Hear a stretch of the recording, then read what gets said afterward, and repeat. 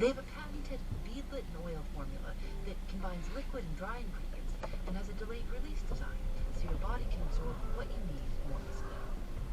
Ritual's Essential for Women 18 Plus is a multivitamin you can actually trust. Ritual is offering our listeners 30% off during your first month.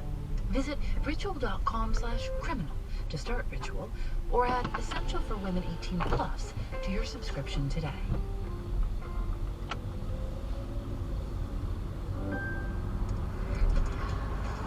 Wait, are you gaming?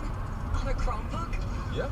It's got a high-res 120Hz display, plus this killer RGB keyboard. And I can access thousands of games anytime, anywhere. Stop playing. What? Get out of here. Huh? Yeah, I want you to stop playing and get out of here so I can game on that Chromebook. Got it. Discover the ultimate cloud gaming machine. A new kind of Chromebook. For people who don't know, what is a Ouija board, and were they popular? I had no idea when Ouija boards came about. Ouija boards are a product of the spiritualist fervor that permeated both sides of the Atlantic from the mid-19th century on. They were used either just as a lighthearted parlor entertainment, but they were also used by spiritualists who believed that they were communicating messages from the dead. And of course, along comes 1914 and the Great War, and there is this huge uptick of interest in spiritualism because people have fallen loved ones. Gold Star families desperate to contact their fallen husbands and sons and sweethearts. Starting in the late 1800s, Ouija boards were manufactured and sold in stores in the US and Europe.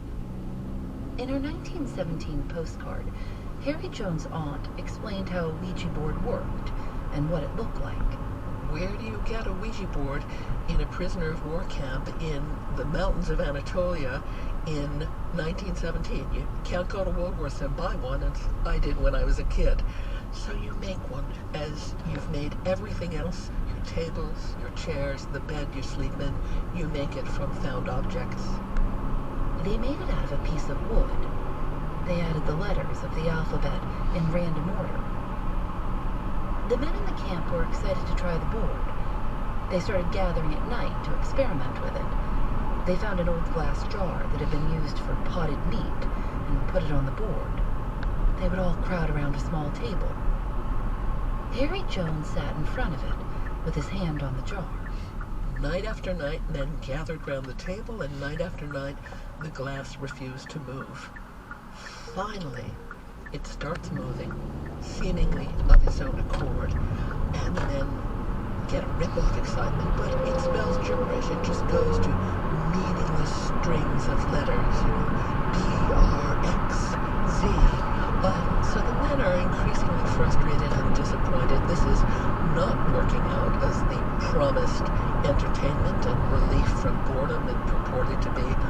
One by one they drop out. So one night when they say, let's give the board one last shot, and if not, we're going to jettison it, somebody says to the board, who are you? And the glass is now moving apparently of its own accord, touches the letters S-A-L-L-Y. And there's the first ghost, and a woman. These men are desperate for female company. They've been locked up for years, some of them. Sally the ghost told the men in the camp that she preferred sailors over soldiers, and made, according to Jones, quote, one or two most unladylike remarks. Saucy Sally is just what the doctor ordered. She flirts with them. Truly a delight. Soon, other ghosts started speaking through the Ouija board, too. They called one of them Demure Dorothy. The prisoners began holding seances almost every night, and more officers joined. So, once Sally emerges with Jones helming the board, do people in the camp start to just word started to get around that Jones might be kind of a medium. It does, and while many of his fellow British officers are skeptical at first, when you're in a situation of hopelessness, you're with the same people day after day, you haven't seen your family for years, you want to believe anything. Harry Jones insisted that he had no control over the board. He invited the other officers to test him, so they blindfolded him. They changed the position of the board and even turned it upside down. But no matter what they tried, the board spoke to them in perfect sentences, as long as Harry Jones was holding the glass. One of the things that made the possibility of communication with the world of the dead so believable was that the late 19th century had seen this eruption of new communications technologies. With the telephone, you had these widely separated voices able to communicate over unimaginable distances. With the phonograph, you had bygone men and women speaking as if from beyond the grave on wax cylinders preserved for all time. And so spiritualists would say, well, if all of these miraculous technologies are possible, what's to say that communication between the world of the living and the world of the dead, what's to say that these miracles aren't possible too? And there is a very beautiful, moving quote from Jones's memoir where he says he realized it behooved him to keep his ghosts alive, not to come clean and say, this is just a trick, I've been guiding the glass myself. And the reason for it was, he said, being with these ghosts, we could converse with Shackleton on his polar expedition, we could converse with ships on the wide seas, we could walk down Piccadilly, and it was the nearest we could get outside our dreams to a breath of freedom. One day, Harry Jones heard that a group of officers in another house had held a seance without him. A window had suddenly broken during the seance. Everyone ran out of the room, terrified. Harry Jones investigated and found footprints on a ledge outside the broken window. Harry knew that Cedric did magic and went to talk to him. Cedric came clean, and Harry did too. They promised not to tell anyone. And they came up with a plan for something new. They would convince the camp that not only were they spirit mediums, but also mind readers. Cedric Hill had studied telepathy acts, along with magic. They performed their act in front of the whole camp. Jones sat blindfolded on a chair.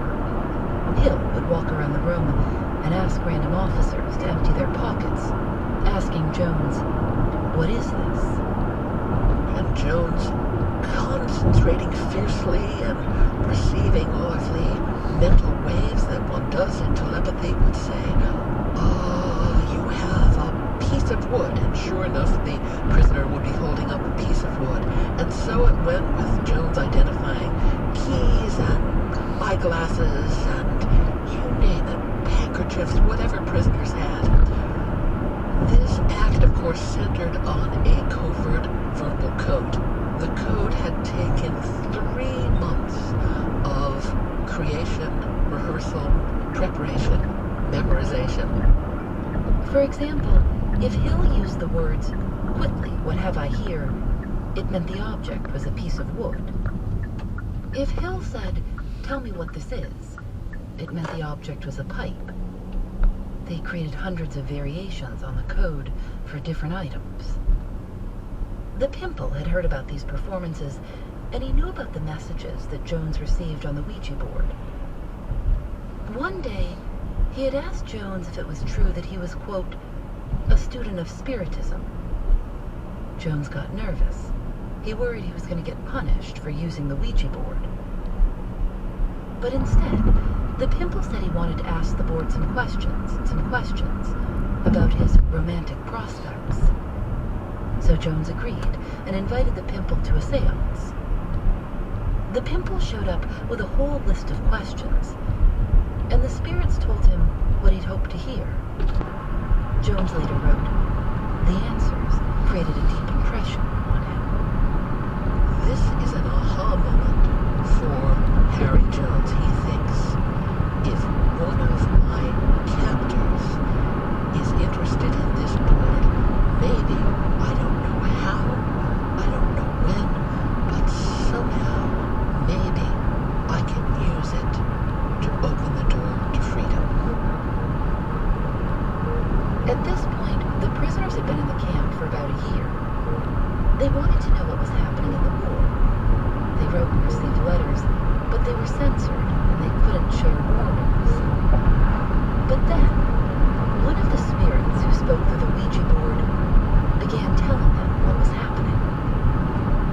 Jones, who is by this time totally skilled in working the glass without being seen to move it on his own, he knows where all the letters are around the board. He has his primary ghost, who is a towering, fearsome figure known only as the Spook. He has the Spook start to deliver war news, and the war news the Spook delivers, which supposedly is obtained from the military gossip swirling around the beyond, the war news is authentic. The spirit told the prisoners that the British had taken Baghdad in March of 1917, which they had. Where it's actually come from is these brilliant coded letters in both directions that the POWs have been exchanging with their families in Britain, because mail in both directions was vetted by military censors. Anything that families from Britain told them about the progress of the war had to be written in code, and likewise anything that the prisoners wanted to relay back to Britain about their own condition. When Harry Jones wrote to his wife or his parents and wanted to let them know to look for a code, he used words in odd ways he knew his family would notice. Then his family knew that the first letter of each word, put together, would spell out new words and contain his real message. His wife responded in the same way. She wrote, "Have sent parcels of the following." She then listed a number of items like malt, elastic, novels, tea. The initial letter of each of these words spelled out, "England very strong now, enemies collapsing." Harry Jones would then use these updates on war in his Ouija seances, along with updates he had heard from other officers who wrote similar letters to their families. After this had gone on for some time, an extraordinary memorandum was posted in the camp, and it forbade the British officers from relaying, quote, news obtained by officers in a spiritistic state. And that was the second great aha moment for Harry Jones. He knew that that memorandum would have been issued by the Commandant, Kazim Bey, and that meant that the Commandant believed in the spirit world, saw the spirit world as a force to be reckoned with. And when Jones read that memorandum, his heart leapt, because he thought, aha, the pimple is a low-level officer, he's gullible, it's easy to convert him to spiritualist belief, but it doesn't really get me anywhere. He has no real authority here. But the Commandant, my goodness. One day, the pimple came to talk to Harry Jones. He wanted to know if the spirits could find buried treasures. Jones asked if they were looking for an Armenian treasure. The pimple was surprised. "Did the spook tell you?" he asked. It had long been rumored in the camp that the wealthy Armenians of the town, anticipating the coming genocide, had buried their riches somewhere in the area, and that the local Ottomans, including the Commandant, had been searching for them in vain.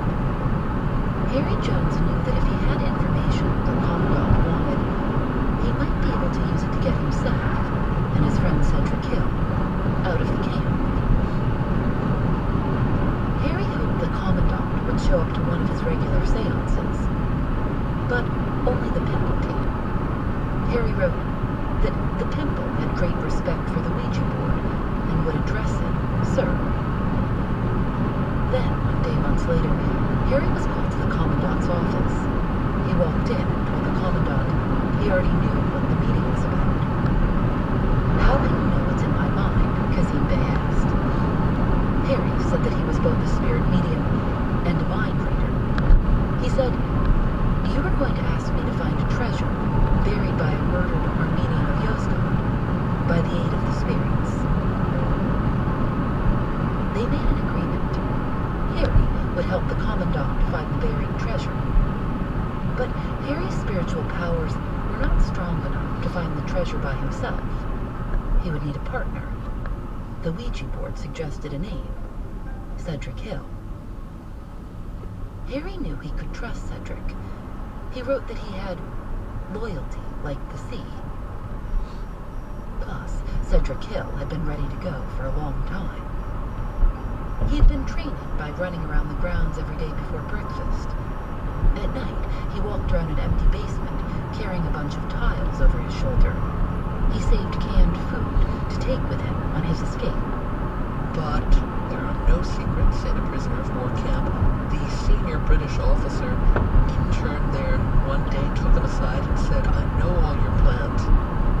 You will be putting the entire camp at risk if you escape, and so you must give me your word of honor that you won't escape," which Hill did, but he seethed for months and months and months. So when Harry Jones approached him about the escape plan, Cedric Hill worried what the other prisoners would think. He said he'd already become the most unpopular officer in the camp when people heard he was thinking about escaping. But Harry told him he'd been thinking about a way they could escape without anyone getting hurt. It was risky, but Cedric agreed to join him. "I'll go all out," he said. They shook hands. And so you have Jones's mastery of psychology, and then you have Hill, who can do anything with his hands, including make objects appear and disappear. Together they are an unbeatable combination.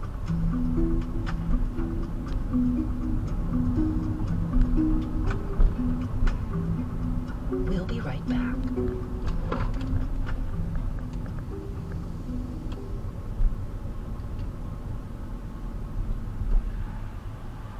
Harry Jones and Cedric Hill spent months secretly working on an escape plan. Harry wrote that they had never been happier in the camp.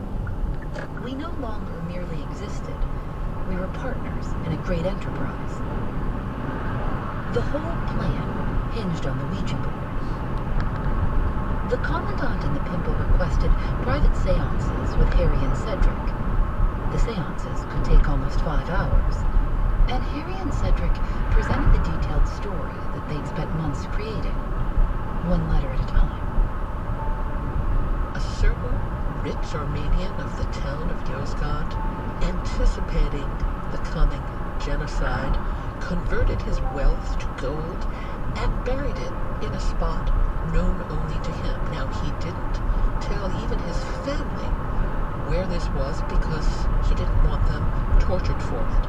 So what he did was he made up 3 clues that only together would reveal the treasure's whereabouts. Harry and Cedric had the Ouija board say that the 3 clues were buried in different places. The board said that the rich Armenian man had chosen 3 friends. Each friend knew how to find one clue. If the rich man didn't survive the war, his 3 friends could get together and find the treasure. But you needed all 3 of them, and 2 of them had died. Jones and Hill can use the Ouija board to contact the spirits of the 2 dead friends, learn the locations of the buried clues, and dig them up. And then they can all, with their captors, set out to find the third friend who is still living. But it would mean leaving the camp. What Jones and Hill are actually planning to do is travel with their captors to the Mediterranean coast, get a boat, drug their captors, bind them, stick them in the boat, and sail to join the British forces at Cyprus, turning over their captors, who now themselves will become British prisoners of war. However, they also knew that if at any point the slightest false move gave their hopes away, it would mean a bullet in the back for each of them.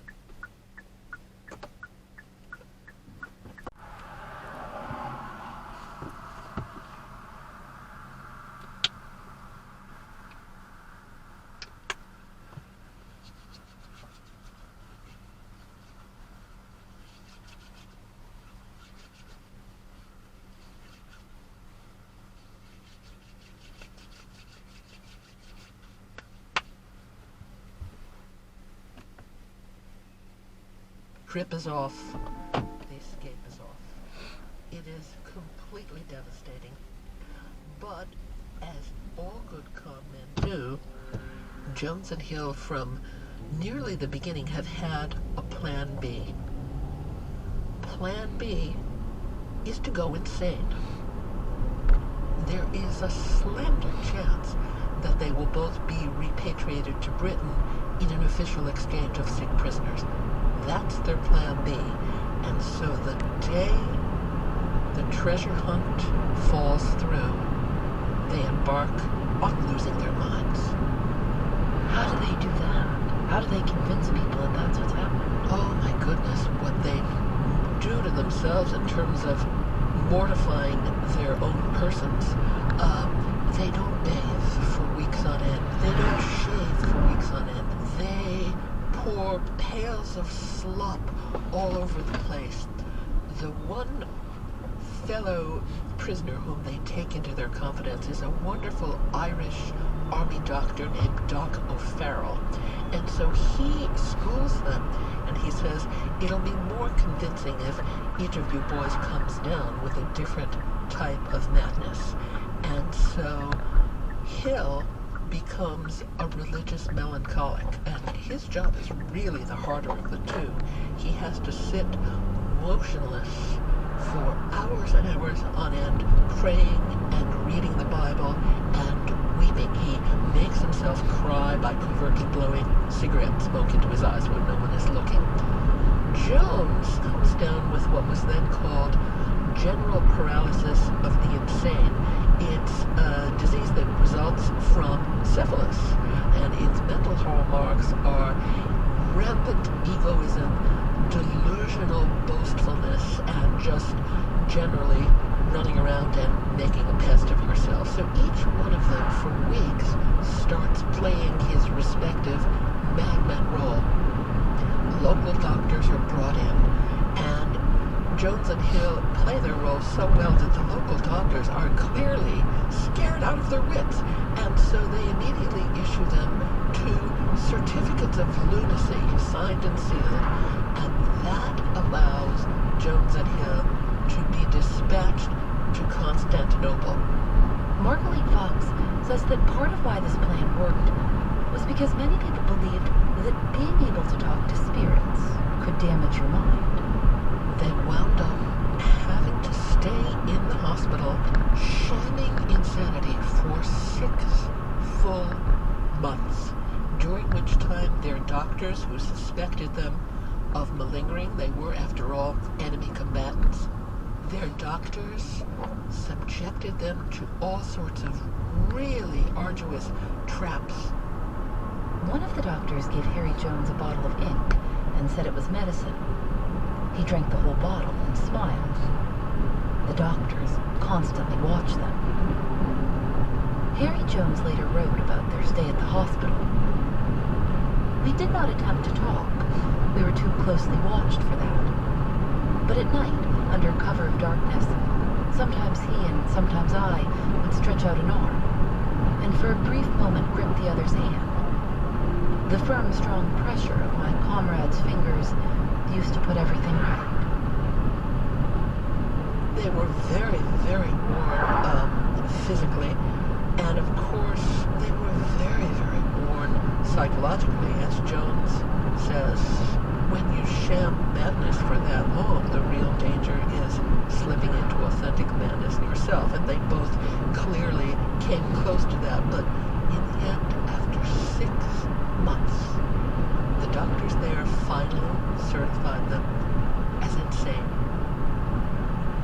and they were repatriated to Britain. They actually wound up being repatriated on 2 separate ships, but the minute each of their ships cleared Ottoman waters, first Hill and then Jones made a miraculous recovery. They were just fine. They were just fine. They reached England, and then, 2 weeks later, the war ended. In a sense, their whole escape with first the spiritual con game and then the sham insanity, it literally bought them 2 weeks, but it probably saved their lives because they're both very articulate about the fact that it gave them hope in a world otherwise devoid of hope. It gave them something to live for, something to get up and work toward every day.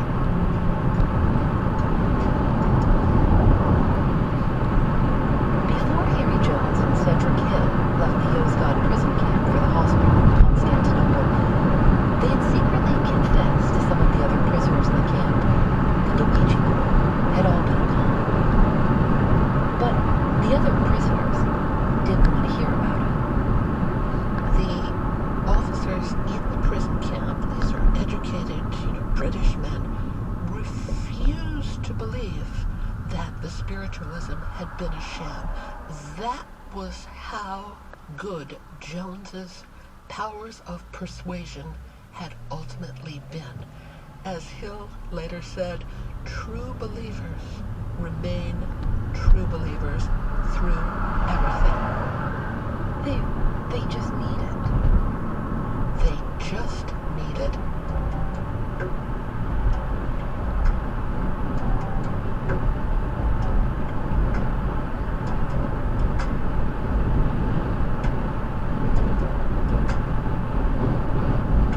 Criminal is created by Lauren Spohr and me.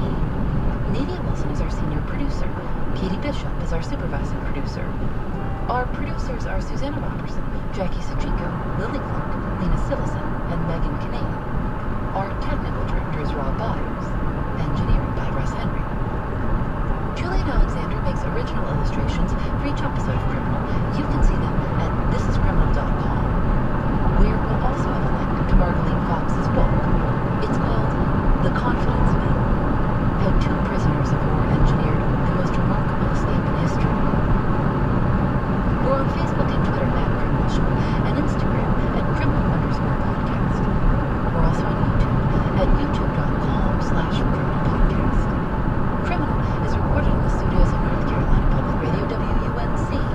We're part of the Vox Media Podcast Network. Discover more great shows at podcast.voxmedia.com. I'm Phoebe Judge. This is Criminal.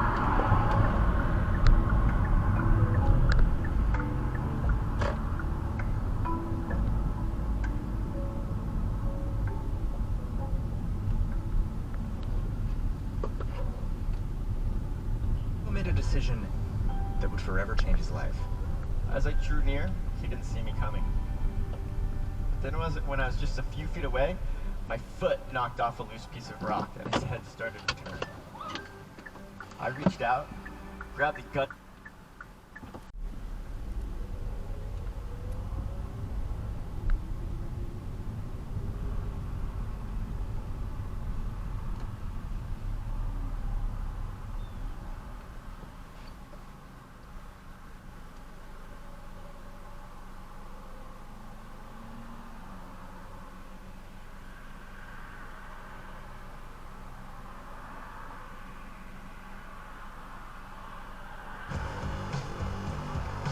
we cannot separate capitalism from racism.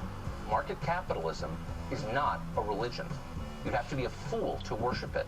I am so sick of living in a capitalist society. Everyone's talking about capitalism, but they all seem like they're mad. They say that they hate it, but they can test and debate. They all agree it's bad. Every Friday for the next 4 weeks, a new Today Explained series, Blame Capitalism.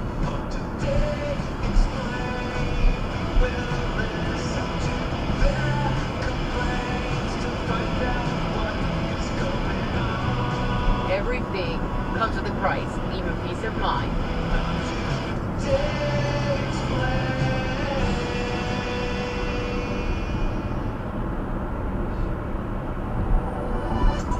Support for our show comes from Fundrise. Fundrise is an investment platform designed to make it easier for investors of all sizes to put their money behind private, pre-IPO companies poised for big things. The service just launched a new venture capital product focused on allowing even small investors access to some of the top private pre-IPO companies in the world before they go public. According to Fundrise, almost 2 million people have already used the service to invest. If you'd like to join them, you can visit fundrise.com/TEX to get started. That's FUNDRISE.com/TEX. All investments can lead to loss.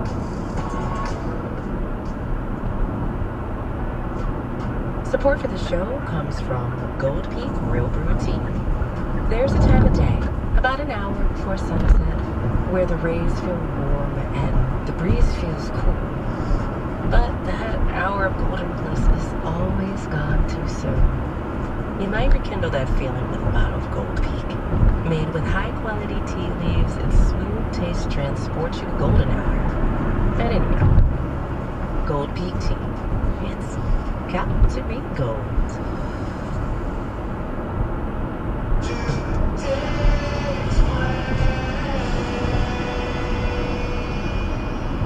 Modern capitalism emerged about 250, 300 years ago. Our economic system shapes everything. How we get to live, what we get to want, who we get to be. But I think we're at a turning point because many of us aren't happy with how we get to live and what we get to want. On the other hand, most of the people in power still think this is the best system we've got. What is it? How did we get here? Why do we blame it? Can we change it? Should we try? Everyone's asking those questions. Senator Bernie Sanders wrote a book this year, It's Okay to be Angry About Capitalism. Used to be people started with small business. We started you have business. Today, in sector after sector, you have fewer and fewer multi-billion-dollar corporations controlling that sector. Over the summer, I interviewed Republican presidential candidate Vivek Ramaswamy, who has clawed his way to a real competition by attacking woke capitalism. A small group of business elites get to decide how we settle questions on climate change to racial justice instead. And I reject that vision. My friend Max left me a message shrieking that I had to go see the new Indiana Jones movie. You stole it. Then you stole it. And I stole it. It's called capitalism. So many people are throwing this word around. Just another day living under late capitalism.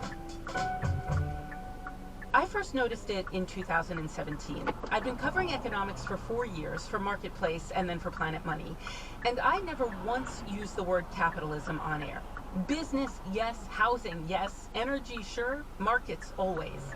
It's a half day today for markets in the US and for some European indices. But then that summer, my friend Brittany Luce hosted this very zeitgeisty live podcast taping, and something went down while she and her guests were talking about Jay-Z's new record.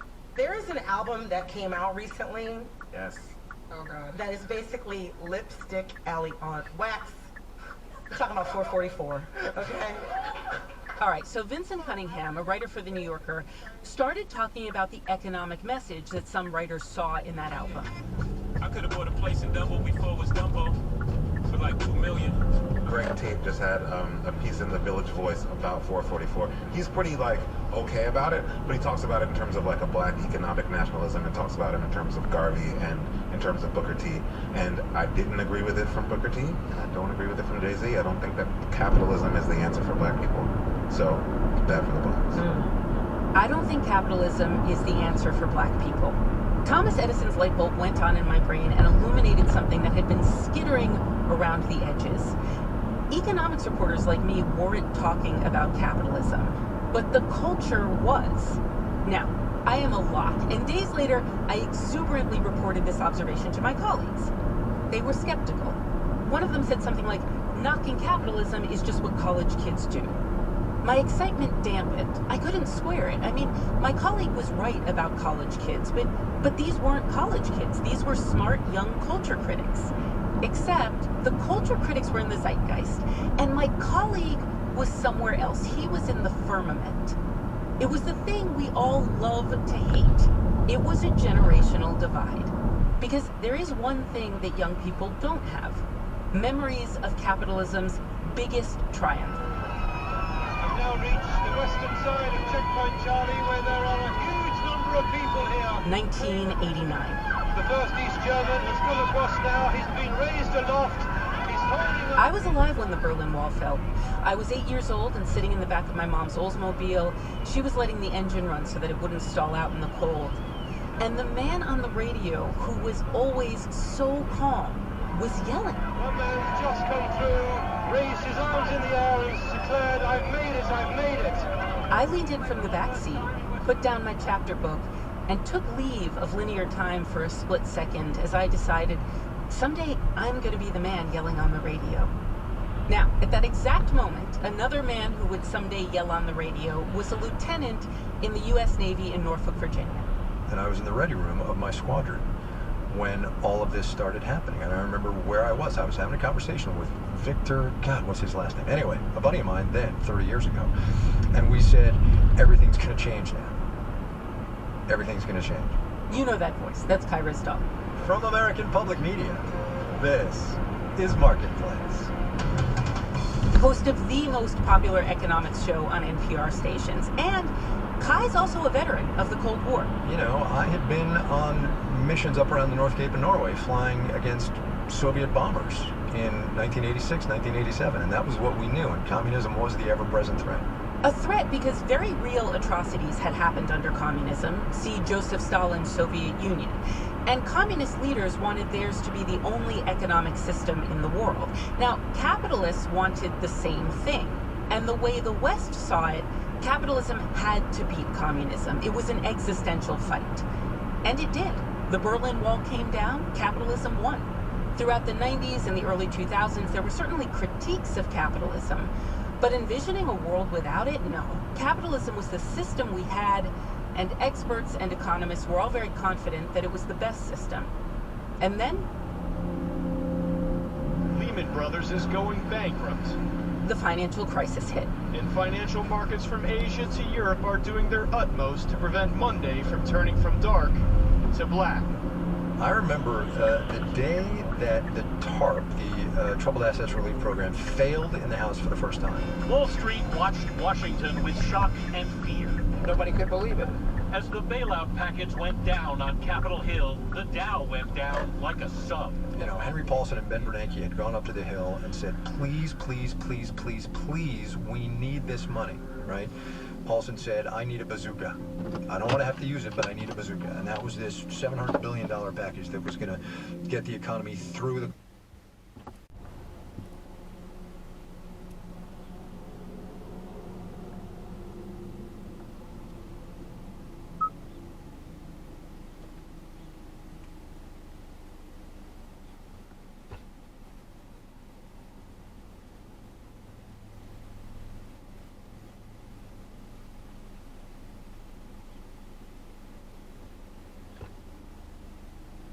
the near collapse of the financial system.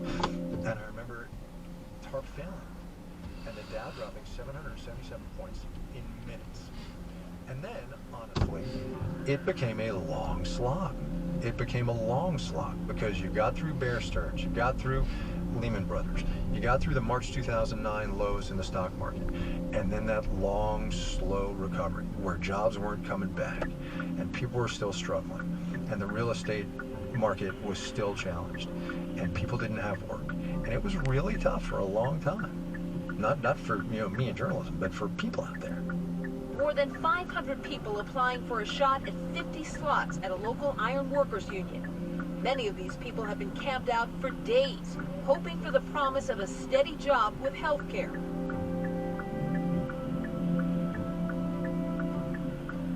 Do you think that's why, instead of people blaming the banks and the bankers and the people who really got us into trouble, that they decided, some percentage of them decided to blame the whole system? Yeah, the blame did get spread to the entire system, how we run this economy. But I think also, and this is not to be discounted, especially as we find ourselves in the political moment we find ourselves in today, I think people got equally angry at capitalism and equally angry at the politics of American capitalism. Because what you had was the government coming in and saving the big banks and giving them tens of billions of dollars. And CEOs, mostly, right, did okay. A couple of big bank CEOs, got canned, but mostly the people on Wall Street survived and the system endured. I think the challenge is that the average person in Des Moines, Iowa, looks at what happened and looks at the bailouts while he or she is still, bailouts were 2008, 2009. Let's fast forward to 2013, 2014. This person is still having trouble making rent, is still working 2 jobs, trying to get the kids to school on time, has a clunker of a car, or the combine on the farm needs a repair, or whatever it is. And they saw these tens of billions of dollars. And that justifiably got people angry. Really angry. And then it just got worse. Hella degrees, student debt, garbage job. Work your ass off, never gonna buy a house. Mom's got a pension, good for her, you're gonna work forever. Oh, mom doesn't? Well, you're responsible for her now too. Babies someday? Nah, they cost too much. GDP growth? Absolutely, love it. Trash the planet on our way there though. Oh, and the guys with the money, Elon, Zuckerberg, Bezos, they do not pay taxes. It can drive you crazy if you let it. Or you can just have fun, mock it, meme it. Over the summer, Serena Toros wrote a think piece for Vox. It's called How Frog and Toad Became Queer, Anti-Capitalist, Cottagecore Icons. Frog and Toad are these 2 characters from this children's book series from the 70s. Toad, Toad, the sun is shining, the snow is melting. Wake up. Oh, I am not here. I feel like they inhabit this sort of anti-work sentimentality where their lives are structured around taking care of each other, doing the sorts of activities that don't rely on generating income, that don't rely on market forces. Yeah, come on, we'll skip through the meadows and run through the woods and swim in the river. In the evenings, we will sit right here and count all the stars. I was an early teenager when the 2008 Great Recession happened, and I feel like I really started to question how things worked and why they worked, and it kind of was a moment I realized maybe money is fake, and that the free market is not something that is free, that there are regulations to it, external regulations to it that could change people's lives. So all of the things that I've been struggling with are things that could very easily be taken care of by, stronger government intervention. And so to me, I was like, oh, that's capitalism. So, it's a very easy scapegoat to blame. Blame capitalism. Or maybe fix it? Well, you can't do that until you can define it, understand it. And that's what we're doing from here on out. Stay tuned.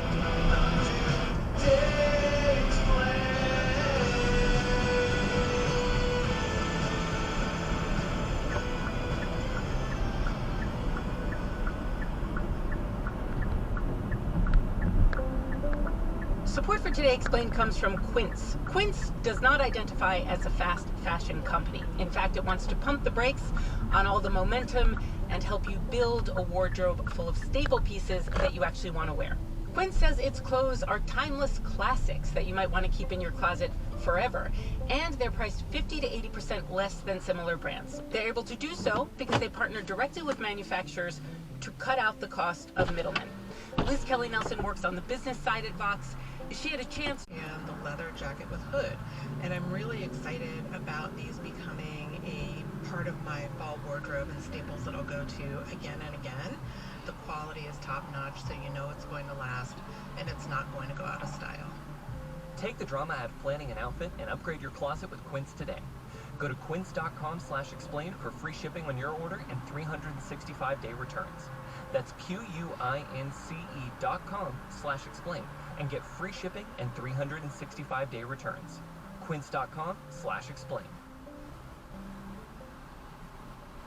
You hear that sound? That's your wake-up call to download FanDuel to start getting more excitement, drama, and action out of every single play. Because that sound, that's the sound of the clock ticking on the 2023 NFL season. Now I know what you're saying. Hey, voiceover guy, there's plenty of football left. And to that I say, well, aren't you lucky? You've still got time to cherish the season before February comes around, and Sunday is just that day you head to the grocery store to stock up on oat milk. Great, 50 cents off. Woo-hoo. The NFL season is precious, so this year get even more out of every pass, every rush, and every tackle with FanDuel, America's #1 sportsbook. New customers bet $5 and get $200 in bonus bets guaranteed. Make every moment more with FanDuel. 21 plus at present in Ohio. First time member and money wager only. First deposit required. Bonus issued as non-withdrawable bonus bets that expire 7 days after receipt. See full terms at FanDuel.com/sportsbook. Gambling problem? Call 1-800-GAMBLER. Thank you. Thank you.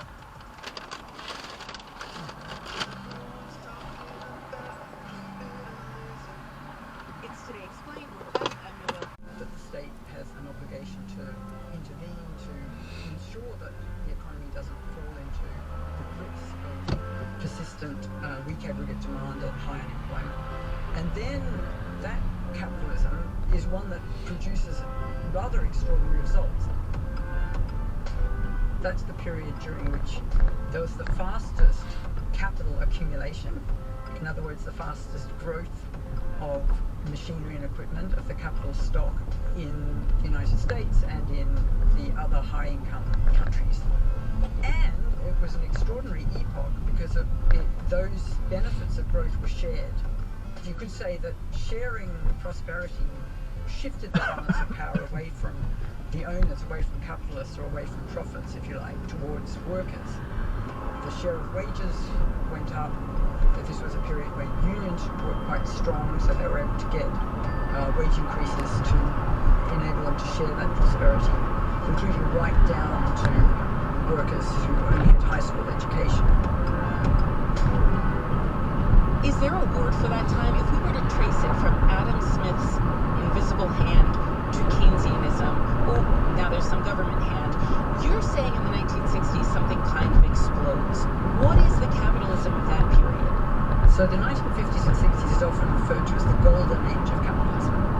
So 2 decades of golden age, or sometimes it's called the glorious 3 decades, taking Philip Cantor in different ways. But the golden age. Now, for every American golden age, there's a college class telling us it didn't really happen that way, or there's a Florida high school history textbook insisting that it did. The historical fact is that the golden age of capitalism was wonderful for the people it included, but it often excluded women, black people, Hispanics, gay people, among others. And those groups of people knew this, and then they, along with the sweep of history, conspired to change it. And when it all shook out, capitalism was changed forever. In July of 1964, on a hot summer night, some residents of Rochester, New York, threw a block party. A young man got drunk, and when the police tried to arrest him, he got disorderly.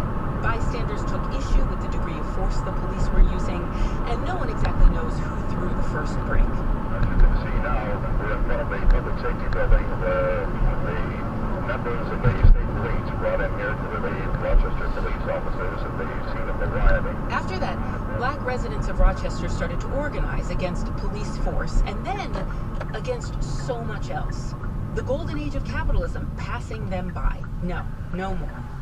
They demanded the city's most prominent employer, Eastman Kodak, the camera company, start hiring black people. At the time, it didn't hire many.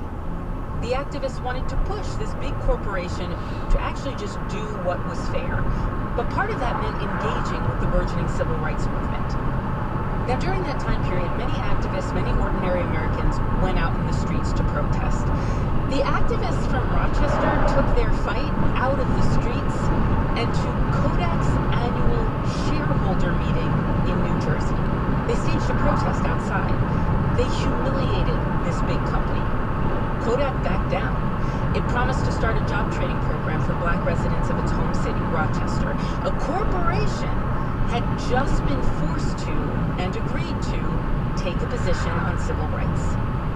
It was the 60s. Those were the times. This was the start. Two men were living this history.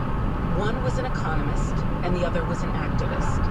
One man thought the purpose of a corporation like Kodak was to make money and nothing more. The other man insisted that corporations had to do better by the people and the communities where they worked and by the planet. One of those men, one of those points of view would win decisively, and that, and he, I will argue, is why we're all so angry today. That's coming up on the next episode of Blame Capitalism.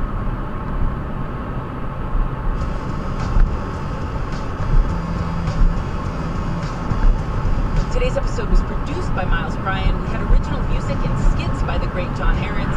Our editor is the equally great Matthew Collette, and we had additional editing from Jolie Myers and Miranda Kennedy. Laura Bullard is our fact checker. Our engineers are David Herman and Patrick Boyd.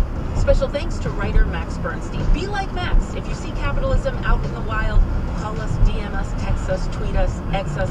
I'm Noelle King. It's Today Explained. Today Explained, we will listen to their complaints to find out what is going on.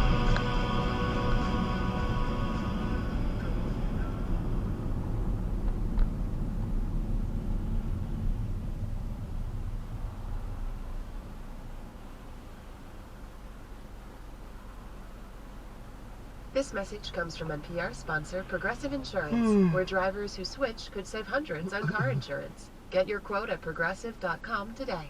Progressive Casualty Insurance Company and Affiliates.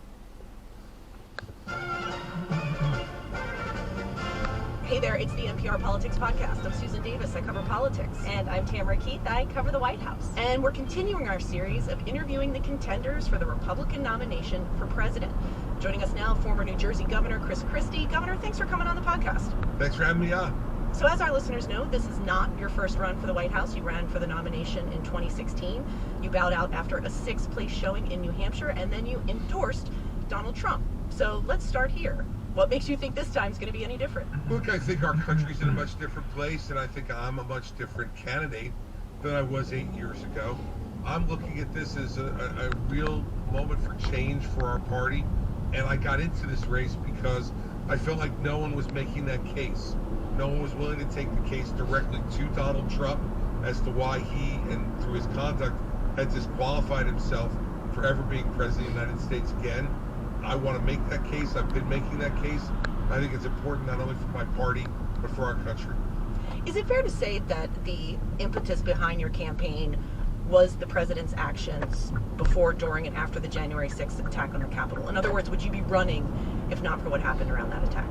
That certainly is what led me to affirmatively break from him back on election night of 2020. And there are a lot of other issues that I care deeply about, but what ultimately was the straw that broke the camel's back was his continued conduct from election night forward, and no one else in my party's willingness to take that on directly. And I felt like I had a lot to offer as president, but that my first task was going to be to make sure that this case was made against Donald Trump. So I want to ask you about the boos, because when you're out on the campaign trail trying to connect with voters, you have been getting booed when you criticize Trump. And the same thing is happening to your rivals, people like Mike Pence and Asa Hutchinson. So beyond just Trump himself, Has the Republican Party moved away from you? Well, look, there's certainly elements of the Republican Party which have changed, and there's no questioning that. But when I look at what the reception I'm getting in places like New Hampshire, I don't see that. Now, obviously, I went to the Faith and Freedom meeting in D.C.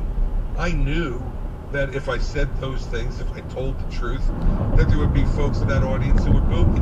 In the very same way, I knew the same thing would happen at the debate, because the RNC filled that place with supporters of the former president, even though he wasn't there.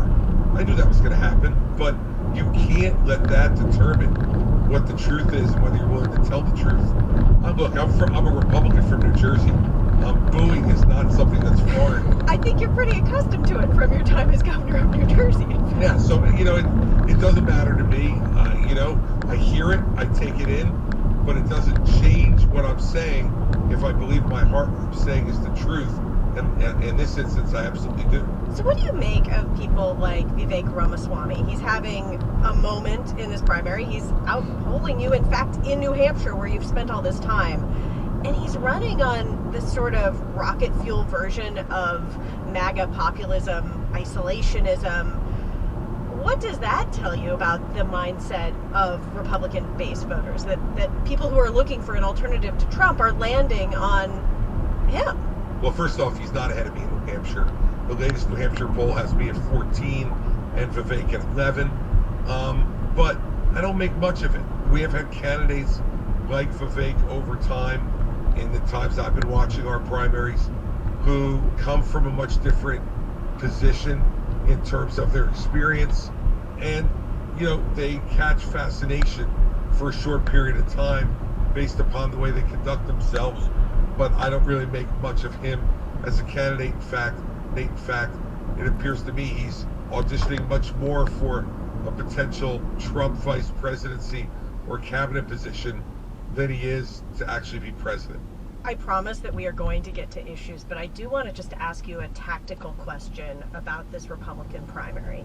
You ran in 2016 where it was this wide open field, and anytime anyone dropped out, half the support went to Trump and half the support went to someone else, and all the someone else's stayed in thinking that they would be the one that would take on Trump and take him out. And there was sort of a collective action problem. Does that exist now?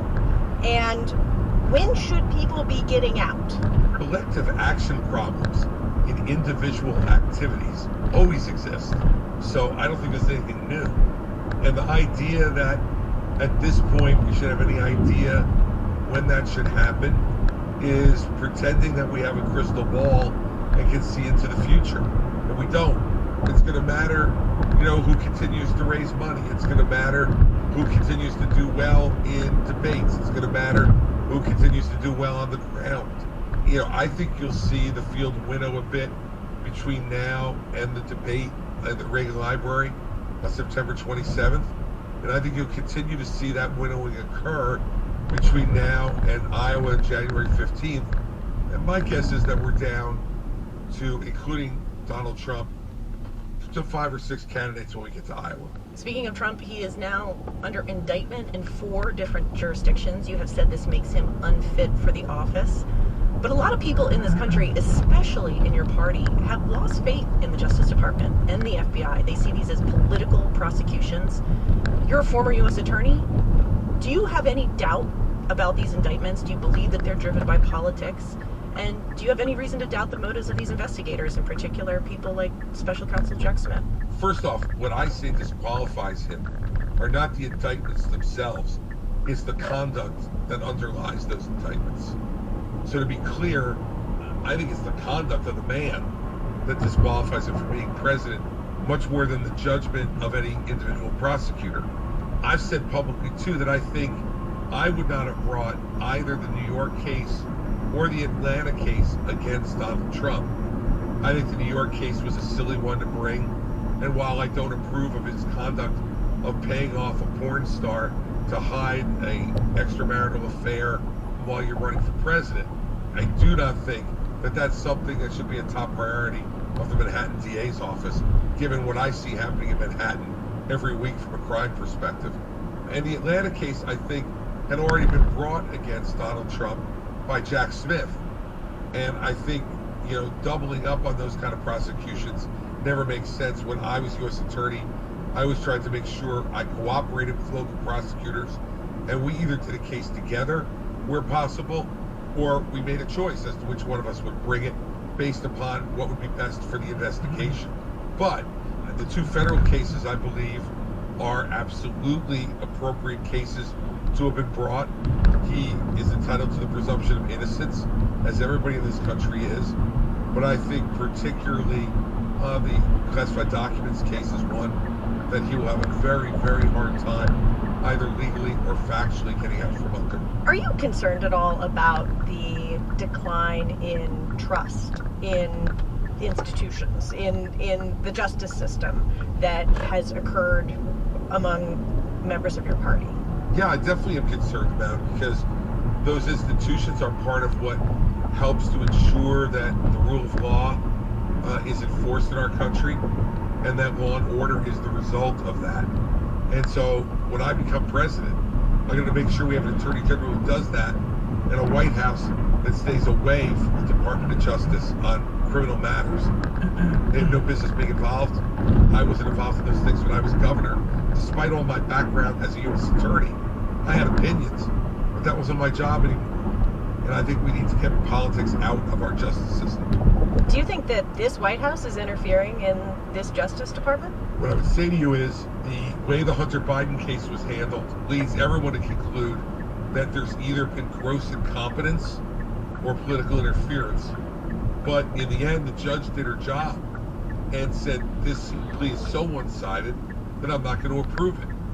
And I think that when you see the aggressiveness the Justice Department has taken against Donald Trump, much of which I think has been appropriate, but the deal they wanted to make with Hunter Biden, I conclude one of two things about David Weiss and his Justice Department participation.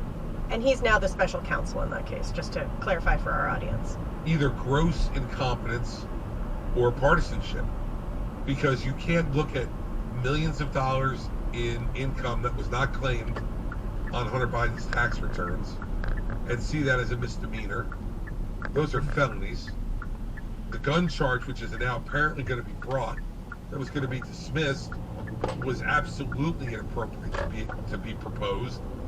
And then a blanket immunity going forward when you claim to still have an ongoing investigation is absolutely inappropriate. So I think that, whether it's political interference or whether it's rank incompetence, it doesn't put a good light on the Biden Justice Department.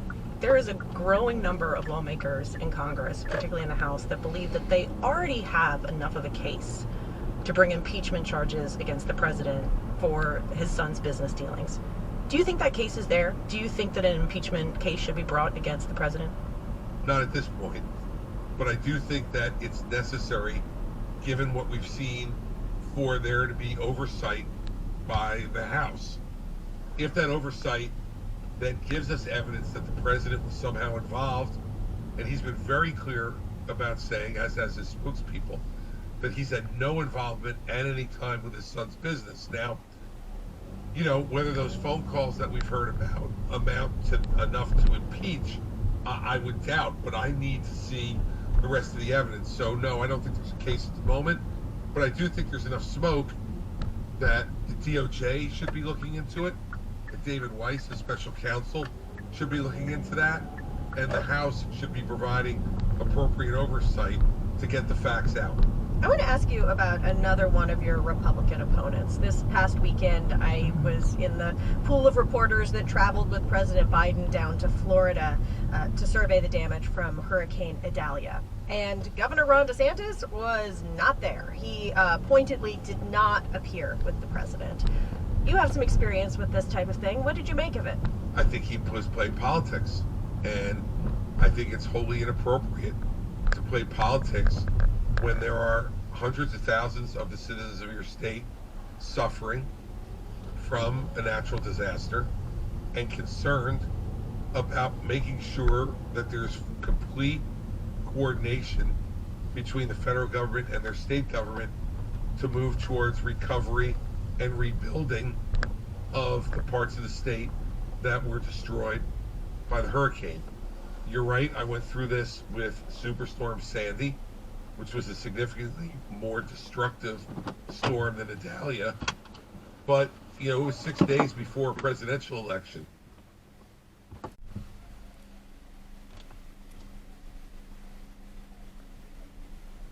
fact is that I was Mitt Romney's keynote speaker at the convention and his number one surrogate on the road campaigning for him and against Barack Obama. But when duty calls, you perform your duty.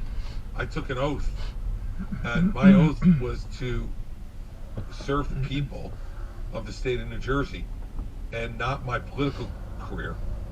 And I think it was wrong for Governor DeSantis to avoid meeting with the president because he was afraid of some picture that might be taken. I don't think that's appropriate, and I think he made a mistake, but it's his choice. He prioritized politics over the people of his state. Disasters are a moment for bipartisan cooperation, as you say. More broadly, you have, throughout your career, embraced bipartisanship, in part because you had to as a Republican governor of a blue state. But are those days over? Are the days of cooperation just behind the U.S.? Is there any cure to the polarization that exists? Yeah, leadership is the cure. You know, we haven't had a president, frankly, who's been concerned about bipartisanship since George W. Bush. And then, you know, he was able to achieve that in the beginning through some of the initiatives that he pursued in the first 8 months of his presidency. And then he obviously achieved it in the aftermath of 9/11. But since George W. Bush, we have not had a president who has put the time, the effort, and the energy into bipartisanship that you need to put in. Believe me, I spent more time as governor of New Jersey with people that I didn't agree with and some people that I didn't like. Did you tell them that? Sometimes, yeah. But it's your job. People elected them too.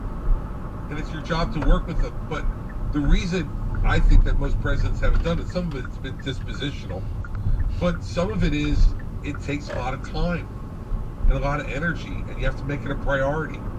And since President Bush, 43, I don't think we've had a president who's been willing to either spend the time on it or been dispositionally able to do it. I think with Barack Obama, it was an unwillingness to spend the time on those relationships to be able to get it done. And I think with Donald Trump, it was dispositional, that he really didn't have an interest in doing it. And with Joe Biden, I think he just does not any longer have the energy and the ability at 80 years old to do what needs to be done. Okay, let's take a quick break, and we'll be back with Governor Christie on the issues. This message comes from NPR sponsor United, invested in the future production of more than 5 billion gallons of sustainable aviation fuel, more than any other airline. United, good leads the way, based on publicly announced airline offtake agreements for future purchases of SAF. Support for this podcast and the following message come from BetterHelp Online Therapy. The lights are out, everything is quiet, you're ready to sleep, and yet your mind is racing a mile a minute, stressing about every detail of your life. Sound familiar? Whether they strike before bed or any time throughout the day, it's exhausting to live with racing thoughts. Therapy can give you a place to work through them so they don't keep you up at night. Get a break from your racing thoughts with BetterHelp. Visit BetterHelp.com/NPR today to get 10% off your first month. This message comes from Jackson. Seek clarity in retirement planning at Jackson.com. Jackson is short for Jackson Financial Inc., Jackson National Life Insurance Company, Lansing, Michigan, and Jackson National Life Insurance Company of New York, Purchase, New York. This message comes from NPR sponsor Rosetta Stone. If you've been wanting to learn a new language for an upcoming international trip, then Rosetta Stone can help. Used by millions to fast-track their language acquisition skills with immersive lessons designed for long-term retention. For a very limited time, NPR listeners can get Rosetta Stone's lifetime membership for 40% off. That's $179 for unlimited access to 25 language courses for the rest of your life. Redeem your 40% off at rosettastone.com/NPR today. Support for this podcast and the following message come from Amazon Business. Budgeting for your business without data insights is tough. With an Amazon Business Prime membership, gain clear-eyed visibility on spend data with instant insights accessible from any device. Ditch the crystal ball. Make smart budgeting decisions now and for the future with opportunities to save and grow. Buying insights that turn seeing into believing? That's smart business buying. Learn more at amazonbusiness.com. This message comes from NPR sponsor Key, a bank that keeps up with the pace of technology. As more technologies emerge, KeyBank's team of experts develop unique insights that can help businesses find future success. More at key.com/techtrends. And we're back, and let's talk about some of the issues that are important to both Republican primary voters and the country as a whole. Governor, we've been asking these same questions to every candidate we interview, and we start here. Do you believe that Joe Biden was the lawfully elected president in 2020? Yes. And if you are the nominee, do you plan on releasing your tax returns? Yes. What about divesting from any private stock holdings or business arrangements? The way I did it as governor of New Jersey was I put all of my holdings into a blind trust for all 8 years that I was governor. So I made none of the decisions, nor was I consulted, nor was my wife consulted on any of those decisions during the 8 years. And I think if you do that, you don't have to divest. But I think as long as you're not making decisions that could be influenced by the information that you're entitled to receive as president, then no one should have any concern about it. So my preferred method would be to put any holdings we have into a blind trust and let them be managed during the 8 years that I'm president. If Congress sends to your desk any legislation that would put restrictions on abortion access, would you sign it into law? As I've said on this issue, I think we fought as conservatives for 50 years to say this is not a federal issue, it's a state issue. And so first, I hope that what happens over the course of the next 16 months or so is that each of the states and their people weigh in on this issue of abortion, whether it's through referenda or whether it's through actions by the legislature and the governor. After that, if there were a consensus, an obvious national consensus that was adopted by the Congress, I would consider signing such a piece of legislation. But I don't think the federal government should preempt the rights of the states and their people to make these decisions. And I have a hard time at the moment believing you could get 60 votes in the Senate for any of those proposals. But if a national consensus were formed by the wisdom of the 50 states, their action, I'd consider it. But the states should be the ones who are making the calls on this, and the people of